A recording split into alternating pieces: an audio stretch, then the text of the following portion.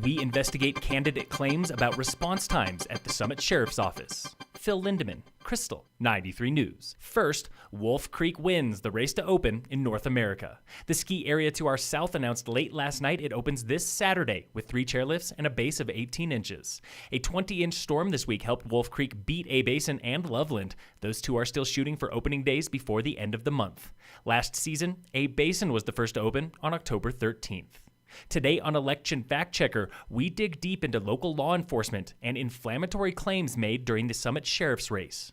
At a forum in Frisco, candidate Derek Woodman said response time for sheriff's deputies is 15 minutes or more, and according to Fact Checker, that claim is partly true. The latest numbers from the sheriff's office and dispatch show response time is more than 15 minutes about 15% of the time, while it is 10 minutes or less about 70% of the time.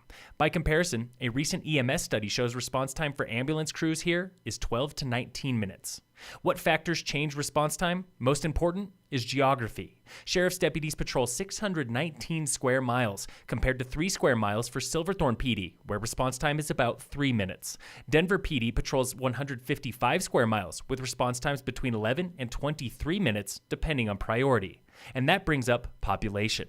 About 4,000 new residents have moved to Summit since 2008, the size of Frisco and Dillon combined. Add midwinter visitors, and we're the size of Boulder. Candidate Woodman. We are in a unique position. We have a permanent population of somewhere in the ballpark of 30,000 people, but our average daily population is 100,000. And so we have to police it in that regard. As population grows, so does call volume by 18% in the past 2 years. But the sheriff's office has added just 2 new employees, both in the jail and not on patrol.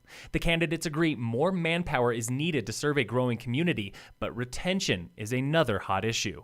Tune in tomorrow for more Election Fact Checker investigating claims about turnover and culture at the sheriff's office.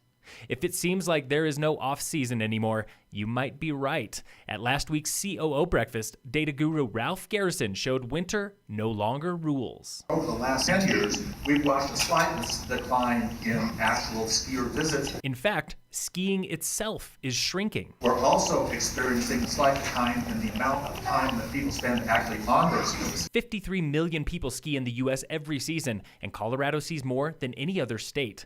But that number has grown by just 3 million people since the 80s, and the time they spend skiing is down by 7%. The ski attraction part of the overall resort community is taking its place, not as the only attraction, but one of many. These days, summer is just as busy as winter. Occupancy and rate are up by more than 40%, and revenue is up 120%. Garrison also notes significant growth in September and October, but admits he does not know what local lodges can do about the May slumps. Summit Huts Association is getting ready to unveil its newest hut, the Sisters Cabin on the north side of Baldy in Breckenridge, but first, they're throwing a bash. Tomorrow is the annual Backcountry Ball, a fundraiser for Summit Huts at the Maggie in Breck. Get drinks, light dinner, and a talk by local mountaineer Teague Holmes. Cost is $40 for adults at the door, $10 for kids. All proceeds go to the nonprofit and its 5 backcountry huts.